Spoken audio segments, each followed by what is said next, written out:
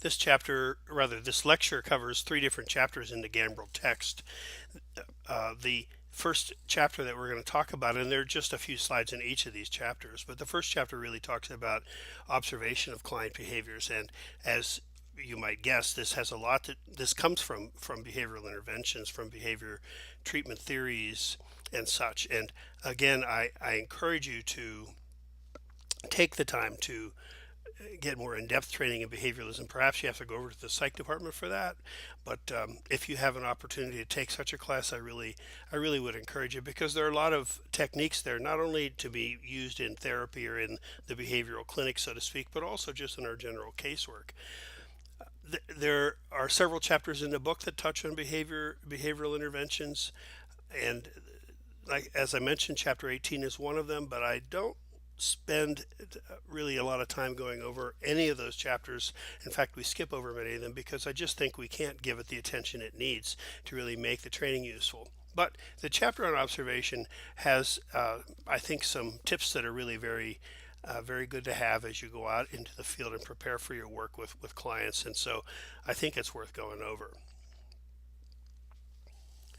Now, we talk about how we gather information, and one of the things that Gambrill points up is that probably the best way to gather information is for us to be there observing behaviors when they happen in the field. Now, for a number of reasons, that's really not often possible, much less practical, because first of all, we don't live with clients. Actually, had worked in a program where the program director was considering placing workers in the home with clients to make observations and to try to work with parents to alter their behavior. It really goes along with this particular kind of approach that Gambrill writes about here, but the ability to do that is very limited, obviously, because of the fact that it really takes up a lot of resources for the treatment of just one family or one client. And unfortunately, in this world, we don't have the luxury of having all those resources at our fingertips.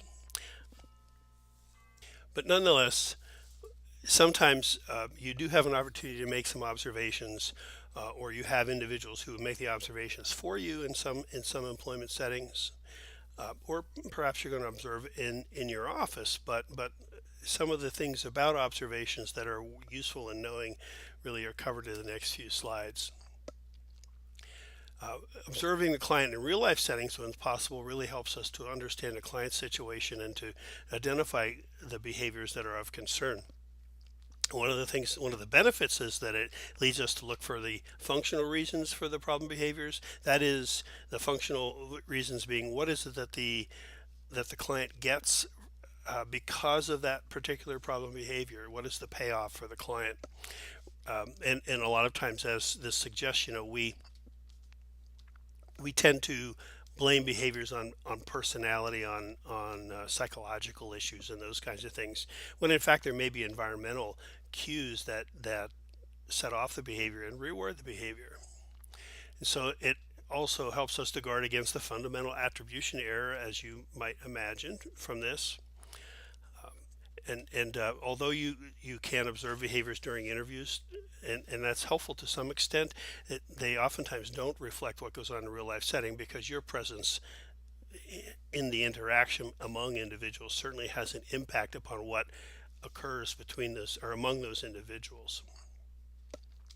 So Gambrill also refers to these analog situations, role plays, which can be a good alternative to real life observation, and a lot of workers will make use of that when they're working with individuals, both an individual as well as a family setting, a family system, and it can help a lot in assessments. For one of the things that does show to you that the client has the skills necessary to behave differently, but for whatever reason something's going on in the environment that doesn't bring out the more positive behavior with the client.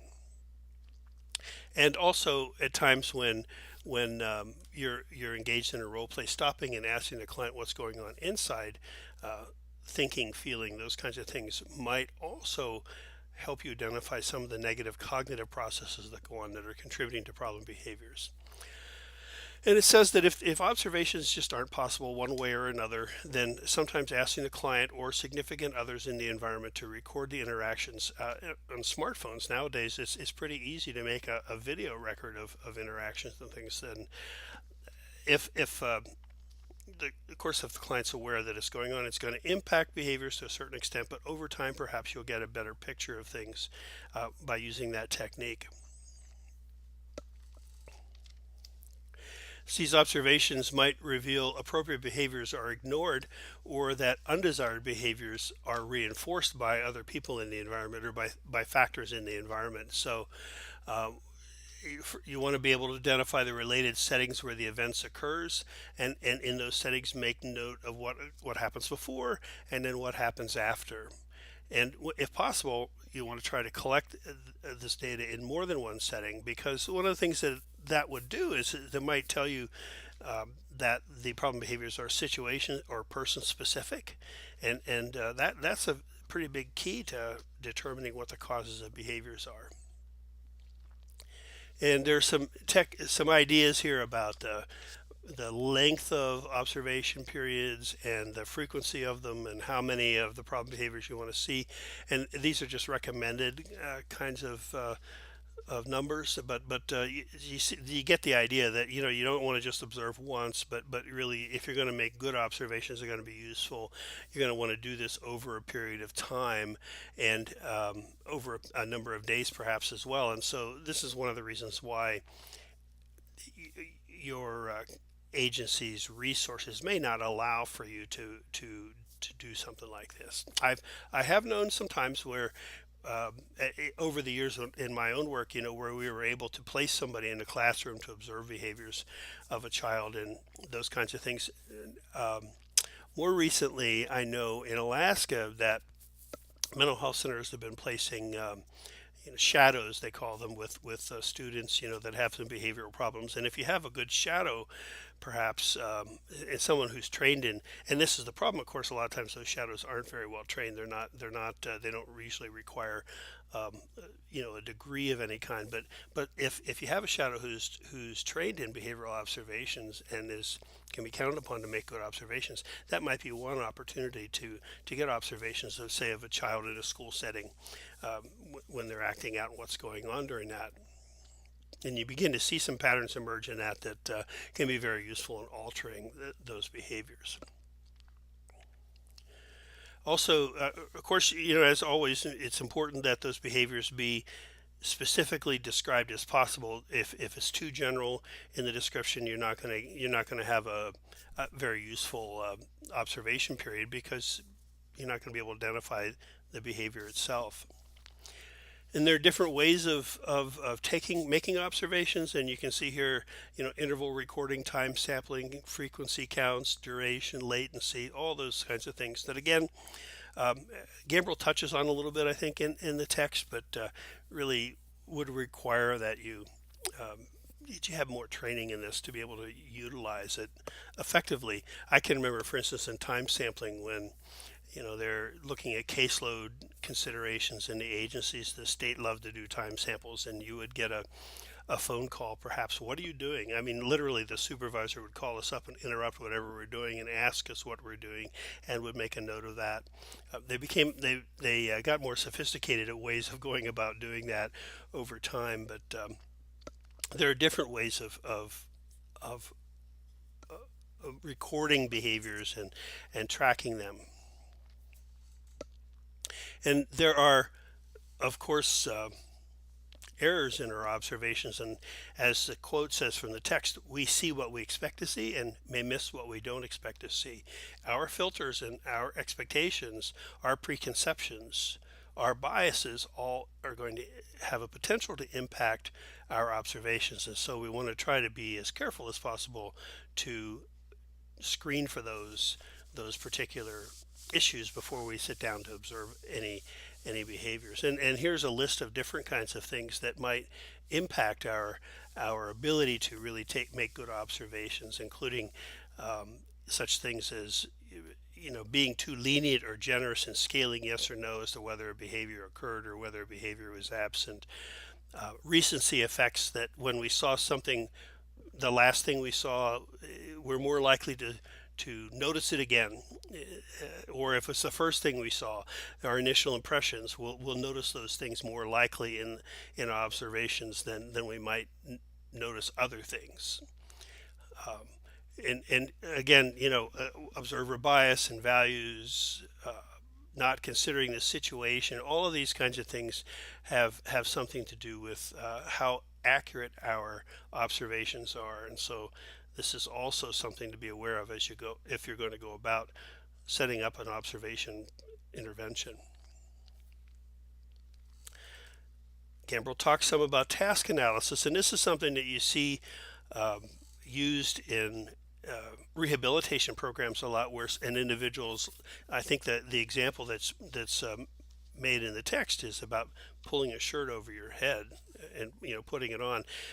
When an individual has had some sort of event in their life where they've lost the capacity to do these small daily activities, then the occupational therapist, probably is the person who would do this, would work on helping that person relearn those simple behaviors. And so in the text, they've got the task of pulling on a shirt over your head broken down into 6 or 7 different steps, and those steps are numbered, and so you teach those steps one by one, and eventually the person has the whole behavior learned and able to do that again. And the trainer here should accept and encourage all behaviors in an operant. And an operant is a class of behaviors that all of which have a similar effect upon the environment. So an example would be getting change. And again, I think this is mentioned in the textbook, where you don't get change unless you hold out your hand. And so if you don't hold out your hand, then that behavior chain that's necessary for you to get change when you're at a counter in a restaurant is broken, and the outcome isn't that you want, which is getting the change, isn't achieved. And so there are a series of steps, about making payment and holding out your hand and those kinds of things that enable the person to get change from the person on the other side of the counter. But there are alternatives, and this is what the operant is about. It could be the left hand, could be the right hand. You might the person might ask to have the change put on their tray. There's different kinds of things. So all of those different kinds of behaviors could be reinforced in the process of teaching the individual this particular skill.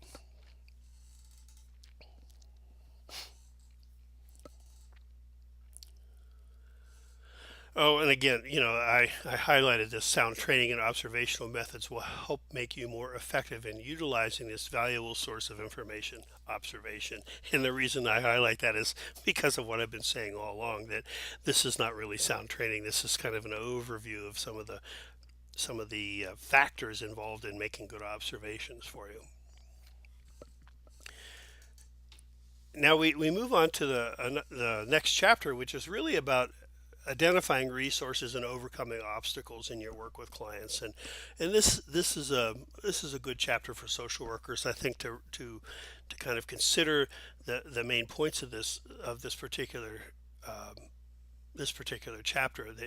There are a lot of options that help clients that are often limited by a lack of resources. So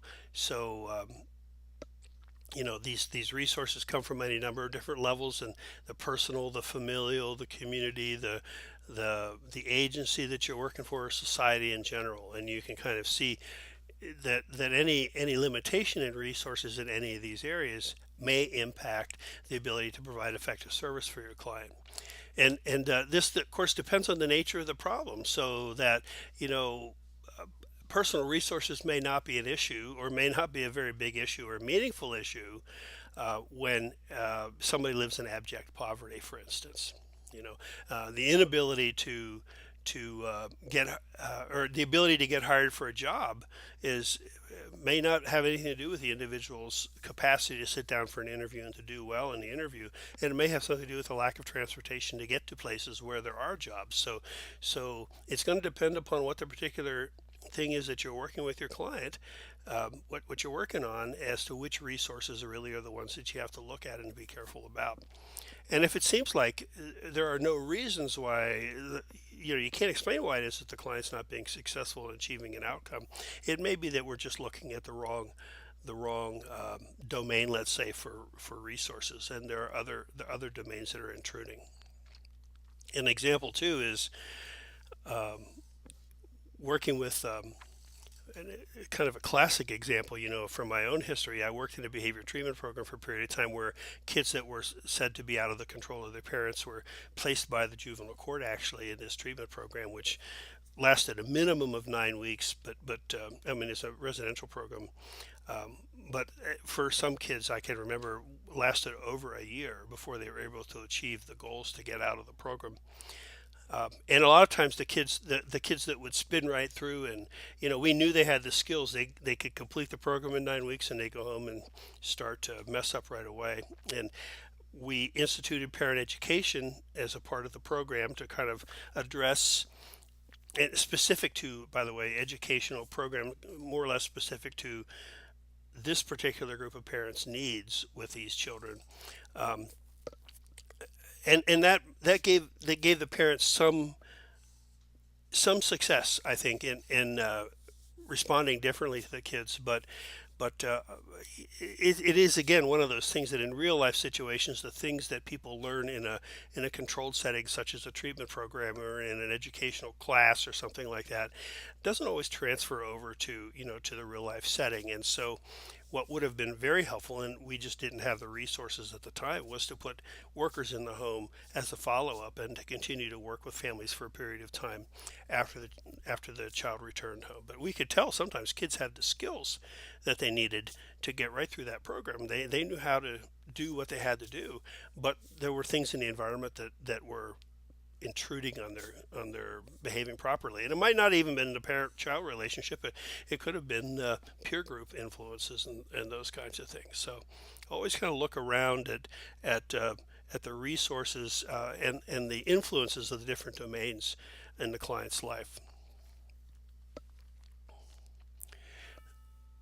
On a societal level, our resources are often only available after a very troubling behavior has occurred. And then even those resources are offered sometimes just for the minimum amount of time necessary, um, maybe even minimal resources. And as soon as the problem seems to be resolved, um, that's it. The whole problem with this, I think it was the psychiatric industry, frankly, that had patients on the couch for literally for years and years and years, addressing things from way back when, in their psyche, and really not making a lot of progress. Patients became dependent upon the psychiatrists, and insurance companies just haven't been willing to pay for that for very long.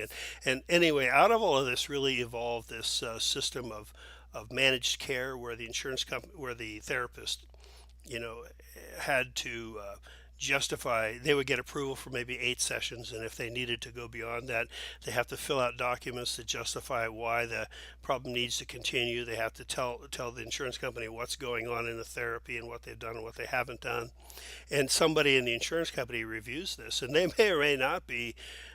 They may have training in the field. They may not have training in the field, but somebody in the insurance company reviews all this and determines whether or not treatment can continue. It's not up to the therapist. And there's many medical procedures like that as well. This is one reason why people get kicked out of hospitals a lot more quickly than the patients or the families may think are appropriate. As insurance companies really are setting limits on the kinds of treatments and length of treatment that can be utilized. And so this brief treatment and this managed care, this whole philosophy has really permeated, I believe, into all sorts of areas of intervention now. And so it's the residual nature of social services that we learned about probably in introduction to social welfare. As little amount of intervention, a little amount of resources as necessary for a short amount of time as possible. And many of our resources are that way. So sometimes the best things we can do is really to offer our clients help in tolerating very difficult situations, and maybe begin to advocate to improve resources. But because of these limitations, sometimes our capacity to really help our clients are limited.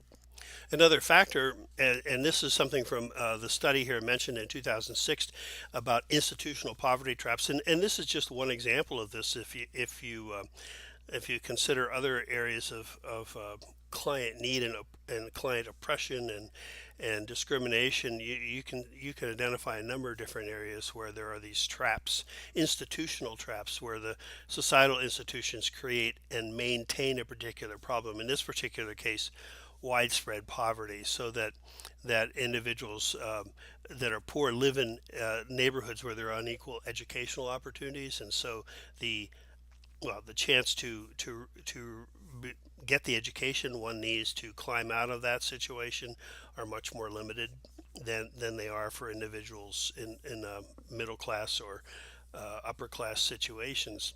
There are environmental hazards that are concentrated in poor neighborhoods, and so this contributes to people being more sick and less healthy, and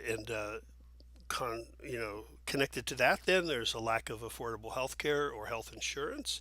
There's a lack of transportation often in these neighborhoods, so that they're not able to get out and do good shopping trips, and so they're forced to shop at convenience stores locally and get you know goods that are highly processed and less healthy. They don't have fresh foods available to them. They pay more for the food, that all that type of thing. And so you can see where there are these traps created by the institutions of society, and the way neighborhoods are designed, the way cities are laid out, urban planning, and all of that, so that these certainly block resources. These are very real obstacles in the lives of our clients in many different areas. But as this quote says, we live in a society that emphasizes psychological causes of problems, despite the fact that we have these institutional traps that we live in. So those who use a deficiency model rivet on people's defects, their disabilities, and what they can't do, as if people are made up only of their problems. And this deficiency model is promoted by the Gambrill's biomedical industrial complex, which of course benefits from the fact that all of our behavior problems, all of our issues seem to be turned into a medical problem that can be treated with a pill. Just watch television for an evening, and you can see there's a pill for everything, a pill for everything. Interest vested in the economic status quo. Of course, if we stop blaming the individual and we start looking at these institutional traps, for instance, then that puts responsibility on the larger institutions of society, our government, for instance, our Congress, our legislatures, then to remedy those situations. And the status quo at this point benefits the wealthy, as I think we're all in agreement with that, and to alter that and begin to take societal responsibility for these things would really put a ding in their existence. And so these interests are very vested in this notion that the individual is responsible for their own success. And this reflects the conservative political perspective that blames the victim. And then I also added here, this isn't Gambrill's thing, but I'm sure she would agree with this, that the strict adoption of this casework model in social work practice, where we see the client as really our patient. It's the medical model where our client is the person who needs to adjust his or her behaviors or his or her emotions to fit in with a society that in and of itself is probably not healthy to begin with. So this is where the contextual view comes in, that to direct our attention both to environmental and personal characteristics affecting problems we treat.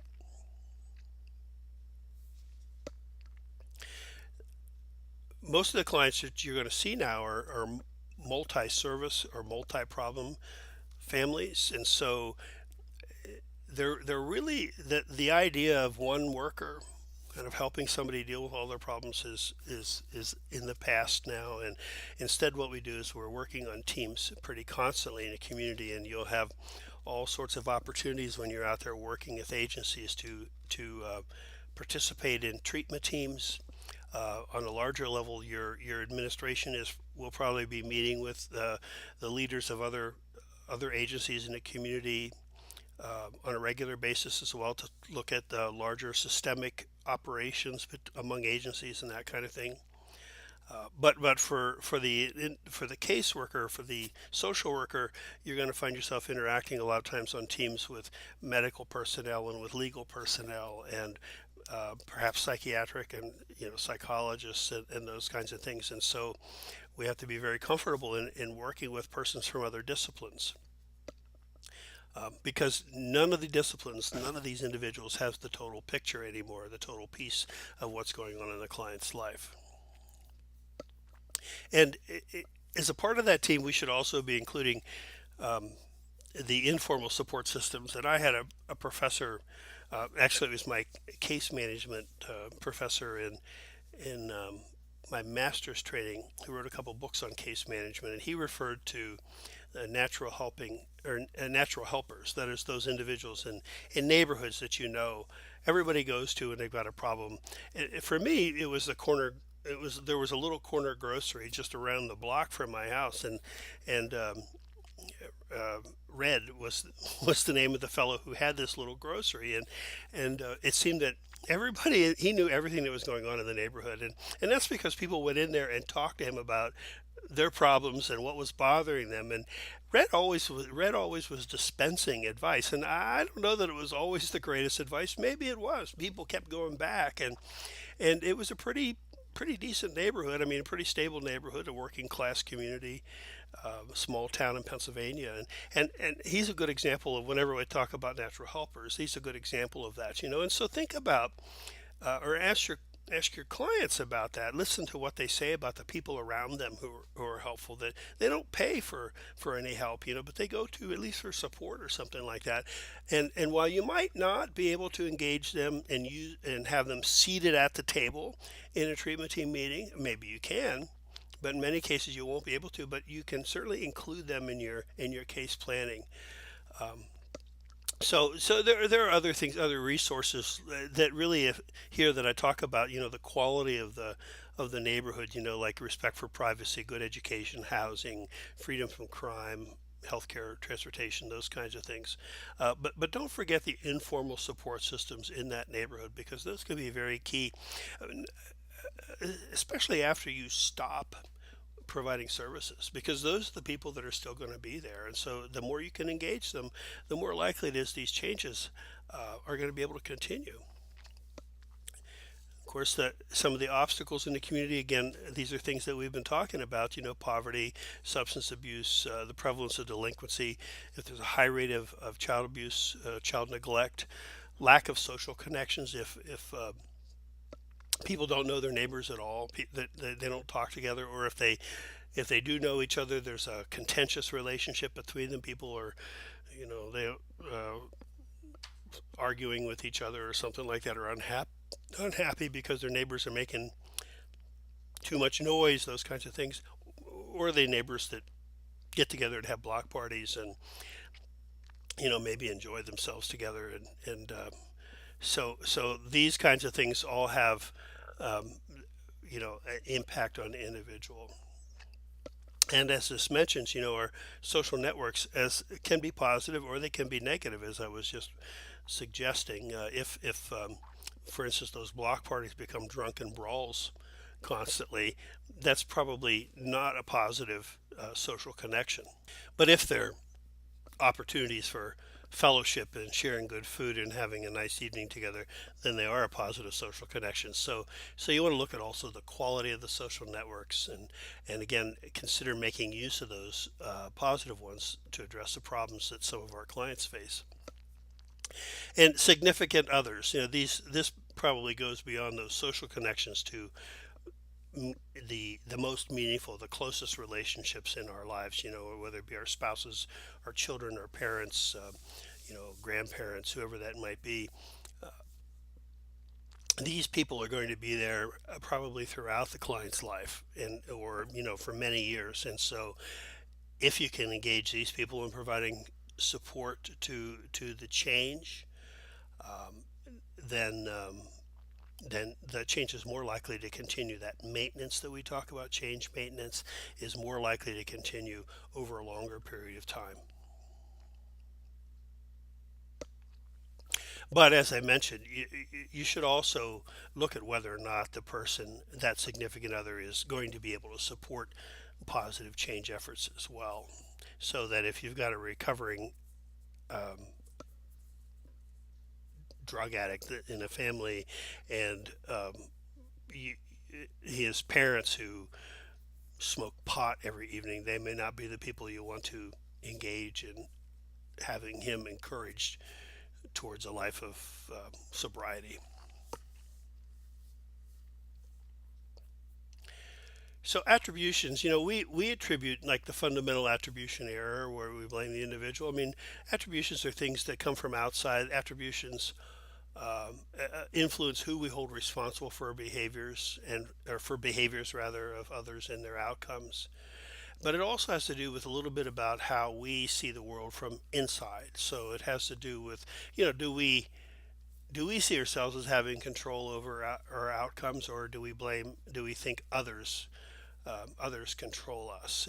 And some of us have had lessons throughout our lives that tell us that it doesn't matter what we do, the world is going to do what the world does. I think about kids that I've known over the years that were almost institutionalized. We're institutionalized really in foster care, and they were not able to go home. And for this was before the Adoption and Safe Families Act that required or gave put time limits on states filing for termination of parental rights when kids are in care. Remember, we were talking about how any 15 months in a 21-month period, if I remember correctly, that the state has to file for termination of parental rights if the child remains in care for 15 out of 21 months, any 15 months. They don't have to be consecutive. Well, in any event, before that was implemented, it was I think in 1998. We had kids that were, I mean, that really literally grew up in foster homes, and by definition, foster homes are not permanent, and particularly those kids as they got older and began to exhibit some behavior problems, families just didn't have the commitment to keep them, and the kids would bounce from home to home, and I could always tell those kids that had been institutionalized because if they'd be moved to a new foster home before the day was out, they'd have the kids would have all the posters up on the wall and have everything put away in their closets and everything. They were very used to this move. There was no outward grieving going on, no kind of psychological disorganization. They knew was expected and what was going to happen. And well, these kids are the kids that aged out of foster care, and my own experience was for a lot of the females very quickly became pregnant when they were no longer in care.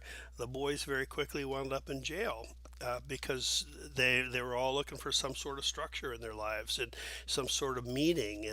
And one of the things that was apparent is that they had this sense of learned helplessness, that it didn't matter what they did with themselves, life was going to crap on them, and that was just going to be the way it was. And that comes from all those years of being moved about, not being consulted, perhaps uh, not being really connected to people, and so they had this sense that other people control their lives, and that's very destructive to them as they set about their own lives. Now, there have been a number of changes in the foster care system, and in Alaska in particular, uh, in part thanks to the efforts of Les Guerra, who was really very vocal in advocating for foster kids during his years in the legislature.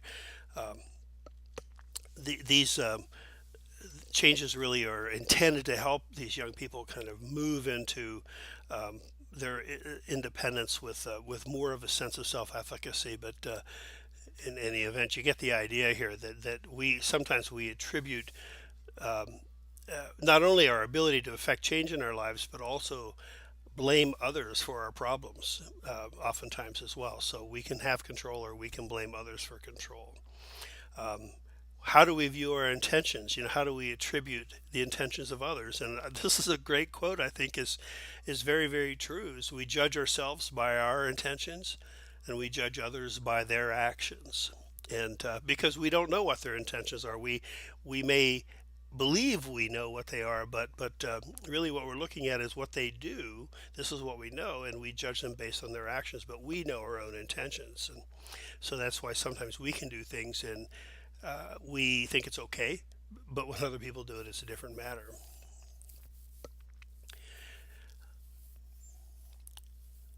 So, we're more likely to persist in trying to achieve our goals if we have a sense of self efficacy, if we can assume responsibility for behavior, and also if we've had some success in doing that in the past, and that we can attribute those successes to our efforts, our work, not just luck or not having somebody kindly in our lives. And so it's important in working with individuals to help them recognize their strengths and their own ability to effect change in their lives. And whenever possible, particularly in situations such as kids in foster care, in your caseload, for instance, give them the opportunity and encourage their foster parents to structure opportunities for them to make a difference, whatever that might be, even in small ways, because it communicates something to them that is very important in the long run. Our beliefs and our attributions are reflected in what we say to ourselves, about others, about the world, and this in turn influences what we feel and then what we do.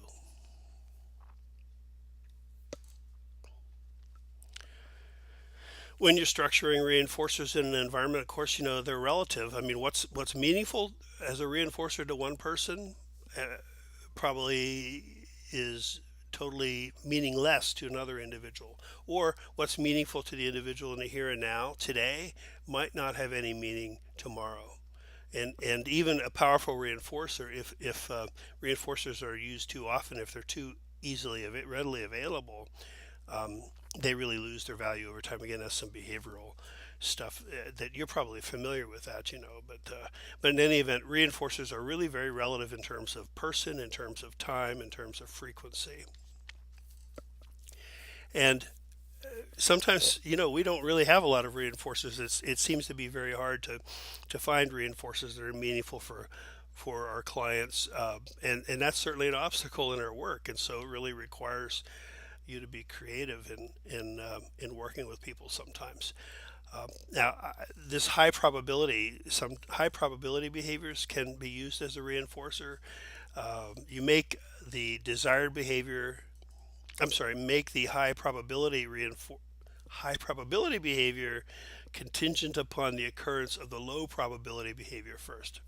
Uh, the obvious example here is eat your dinner and then you can have dessert. Okay, if the kid doesn't like his vegetables, but he can get that apple pie if he eats his peas, then that's the high probability behavior. He'll eat the pie. The low probability behavior eating the peas. So you make the pie contingent upon the peas. Um, I remember, and I don't remember exactly what it was, but I remember I mentioned my self modification project in grad school where I quit smoking, and momentarily I quit smoking, and I remember there was I don't remember what it was, but there was something that I was having trouble getting myself to do that I made the first time I sat down and lit up my pipe. I wasn't smoking cigarettes at the time. I was smoking a pipe, and before I could light the pipe for the first time in the morning, I had to do such and such first, and that made such and such happen a lot more often. So this is the high probability behavior. So you can sometimes, if you don't have external reinforcers, you can look at those kinds of things. What are the things that the client really values doing on a daily basis, and get the client to buy into the fact that you postpone that until you have done the thing that is more difficult or less positive. Also, self reinforcers, and that's another thing I built into my own behavior treatment program. And this is, sometimes it's a simple thing. Is I mean, if you have, well, if I do X positive behaviors 5 times, my I can have a piece of candy, or I can have dessert if I eat my meal, or whatever, those kinds of things. You can have those kind of external kind of reinforcers. You can also have um, positive self statements like "Good job, way to go, you're doing it," or or you might have a picture of yourself. A healthy individual when you quit smoking, so that if you, for instance, if you're trying to quit smoking and you successfully get through an hour without lighting a cigarette, you stop and you picture yourself running the marathon and having a great time or something like that because you're healthy again, and people patting you on the back for that. All these visual things that you can do in your head are much more powerful than you might assume. And there's something also to encourage clients to do. And we all seem kind of may feel kind of silly saying "good job" in our heads. You don't necessarily verbalize it. You just say it in your head, but it can be more useful than you imagine. And of course, you only know if a reinforcer is effective if you see change happening because of the use of the reinforcer. If the reinforcer is being applied and being applied at the right time, and those kinds of things. Again, behavior treatment program or behavior treatment training will tell you about that. If it's all being applied correctly and the behavior is not changing, then you either have an ineffective reinforcer or, well, there's something wrong in there.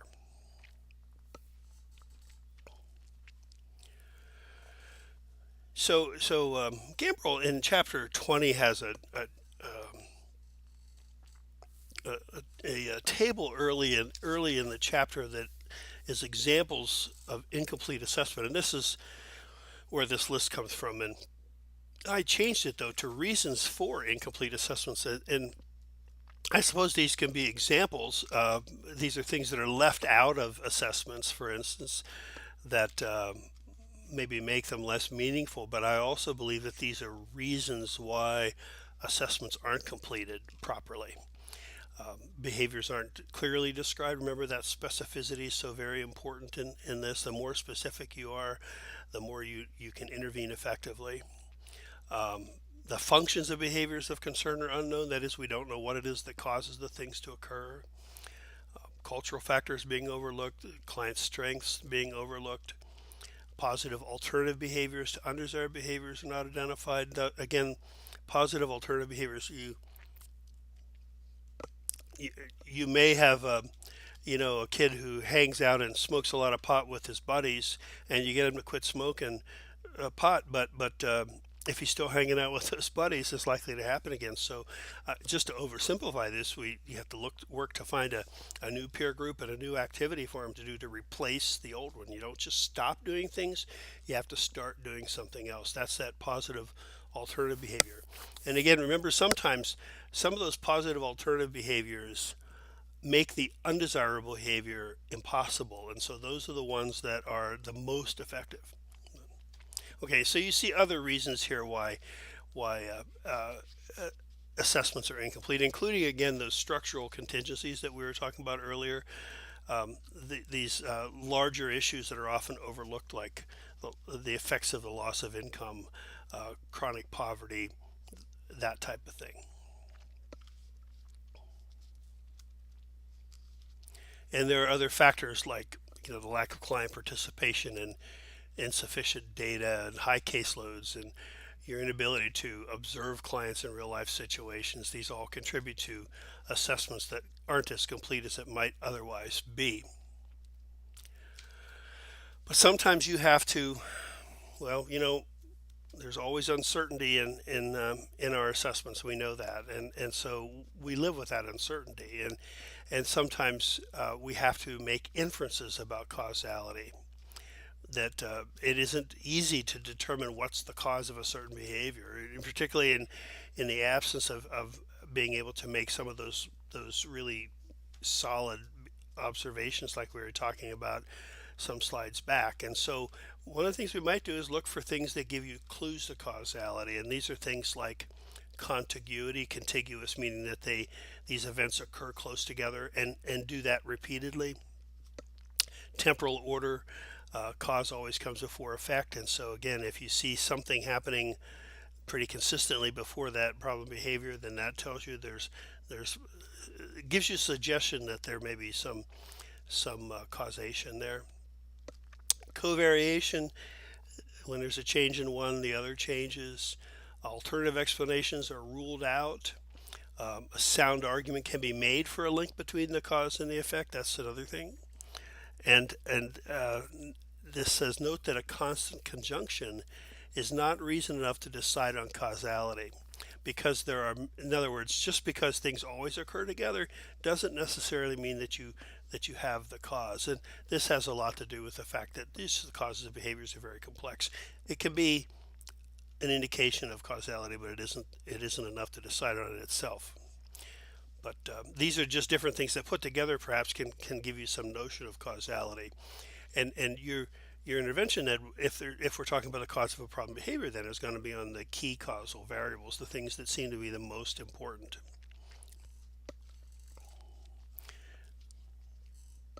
Contextual framework, of course, helps us to not focus on just one cause, that individual thing, but has us look at all the things in the environment around the individual. But it's an important thing that we should not confuse correlation with causation, and this is something that I think we're all familiar with, but it's also something we have a tendency to do. That is, just because something happens alongside of something else, and this is the constant conjunction perhaps that they're referring to above, just because something happens together with something else all of the time doesn't necessarily mean that one causes the other. Correlation of behaviors or correlation of symptoms, whatever it is, don't necessarily mean the same thing as causation. And there is an extensive list of a couple dozen different sources of errors that may result in inaccurate or incomplete views of client concerns that have to do with correlation, and causation is one of those things there, but there are a lot of other things that it's worth looking at that particular table, and I just don't see the need to repeat it here.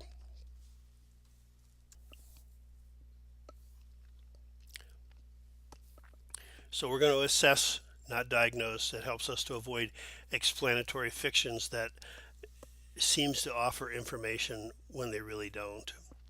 And again, when we blame client behaviors consistently on a diagnosis, for instance, and that's the danger of the DSM, making use of the DSM because there's a list of behaviors that are typically observed, or 2 out of 3 or 5 out of 7, whatever it is in a particular diagnosis, are consistently observed.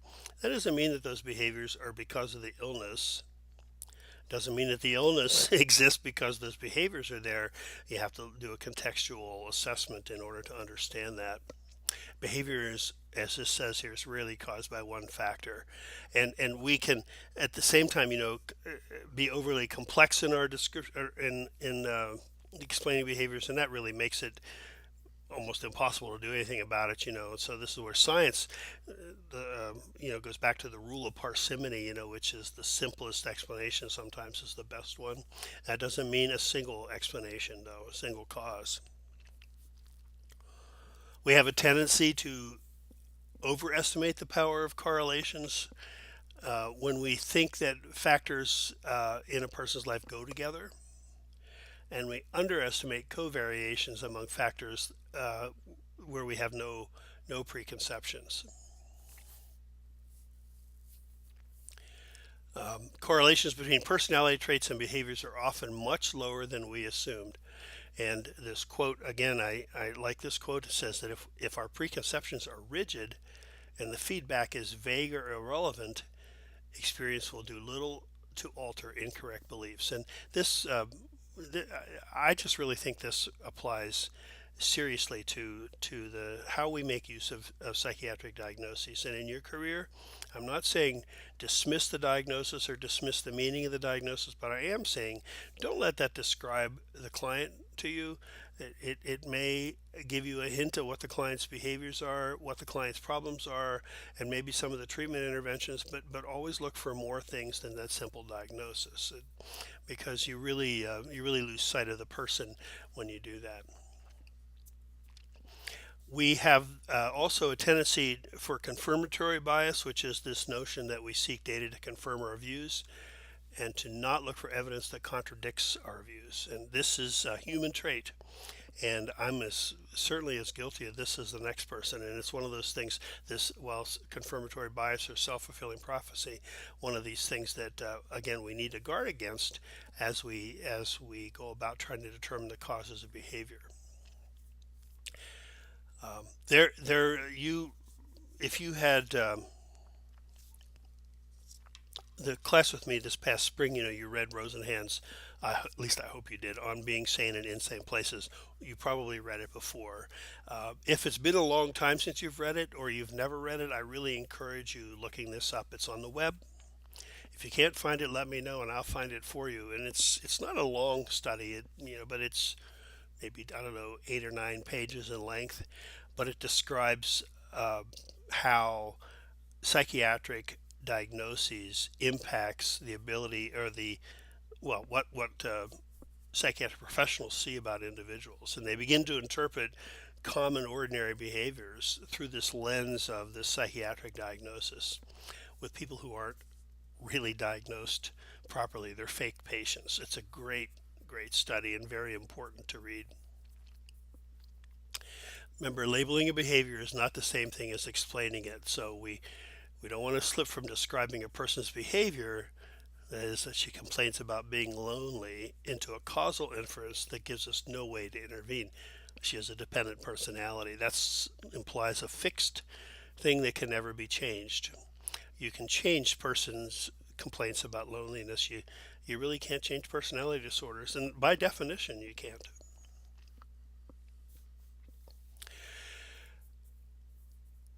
And again, this goes into more into statistics, and I'm not going to dwell on this too much, but I mean there are many factors that can be used to determine the usefulness of a test when you're going about looking for tests, to support your interventions.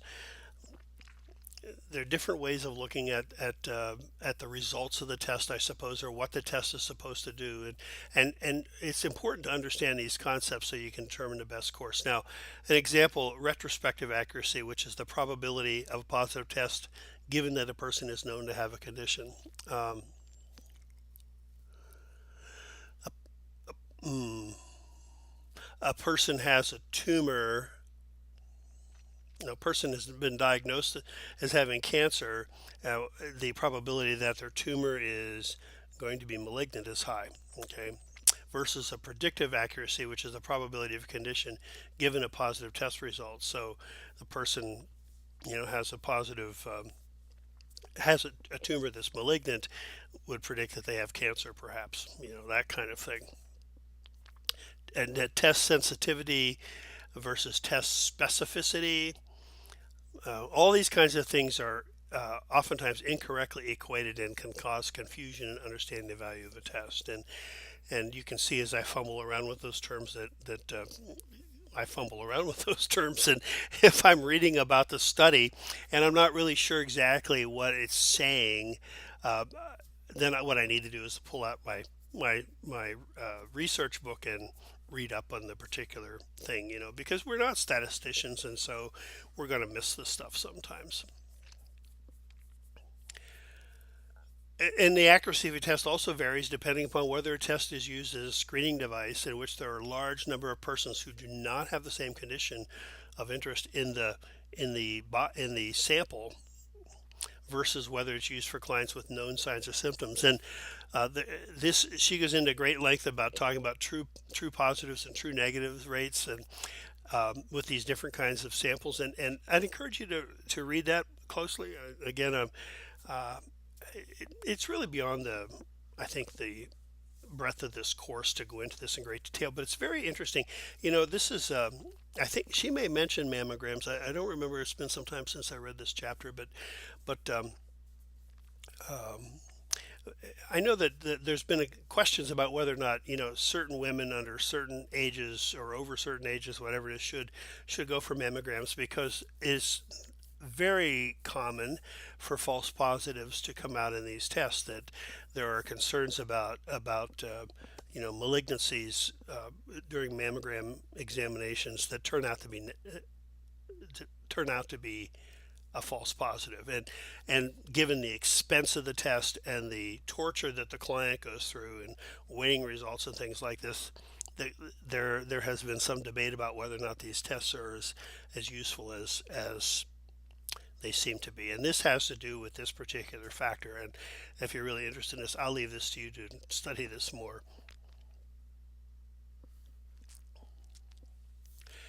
What feels right isn't helpful if it ignores the information about problems and causes and consequences and remedies. This is our intuition, and we often go on our intuition, and maybe it's a good idea, a good source of ideas about what's right or true, but it's not really a good guide for testing our beliefs about whether it's right or true. But sometimes, because the fact that our knowledge is limited, our capacity to reach out to study tests and to look for better resources are restricted because of time and work setting and those kinds of things. Sometimes we have to rely on criteria like intuition to fill in our gaps in knowledge. Sometimes an adequate assessment isn't possible, and you have to make recommendations hastily or with little time for critical reflection. And so acknowledging the limitations of that assessment will help you to avoid overconfidence, acknowledging it to yourself as well as to your client, and gives you a chance to learn more.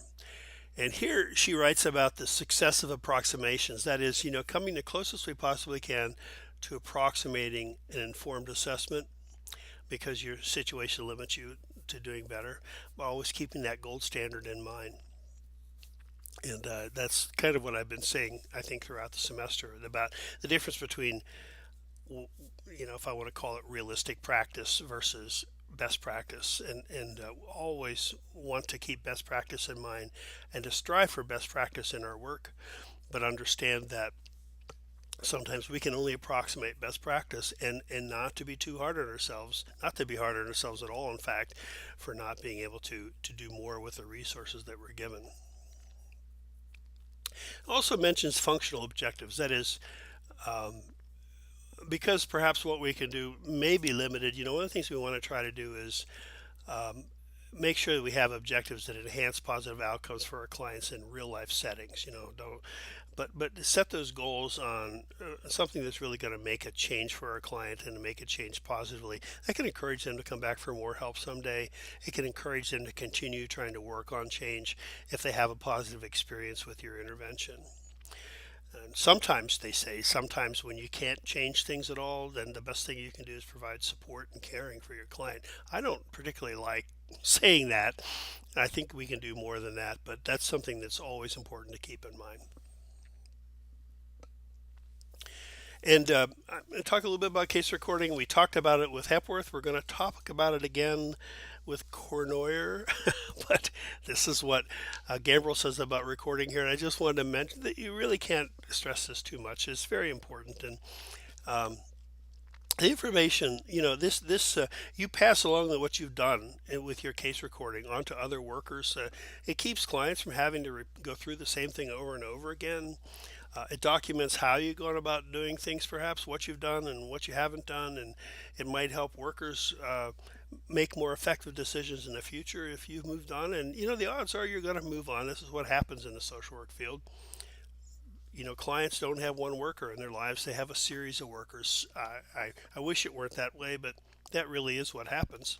And so it's important for you to clearly communicate what you have done and what the client has told you, those kinds of things.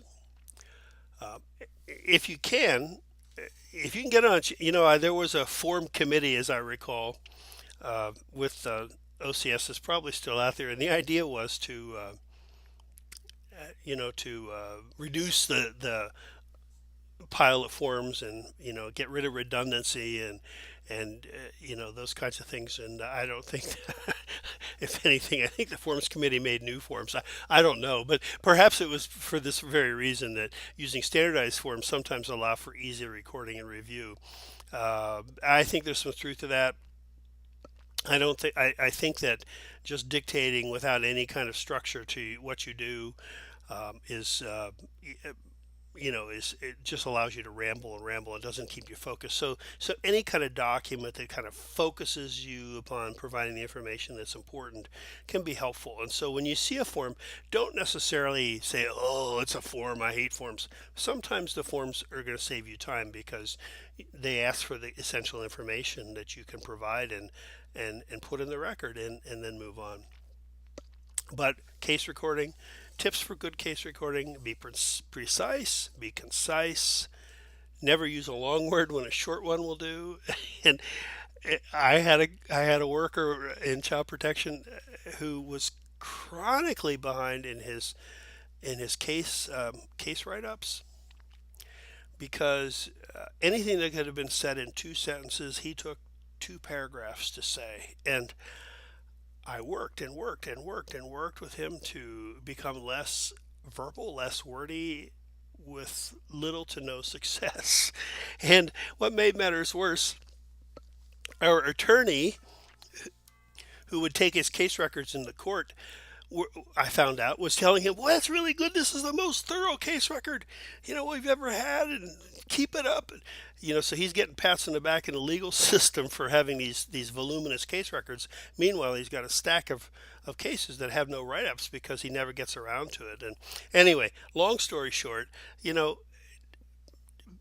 be parsimonious in your writing also.